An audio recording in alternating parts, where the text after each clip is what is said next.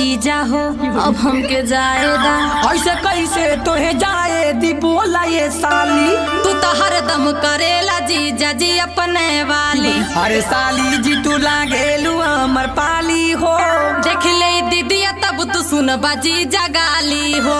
तोहे संडे के साली पिक्चर भी दिखाई बहम। हाँ तो वही दिन अपने दीदियों के ले जाई हम। तू जब मिलेलू तो मिजाज हमर बनी जाला। देखा हमारे पायब नजर तू जीजा मत डाला। मन करत कि तू हमके बनाली घर वाली हो।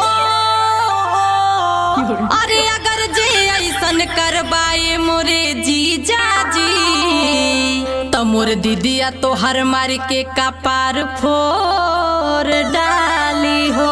अरे वो का फोड़ी हो। काहे ना फोड़ी हो।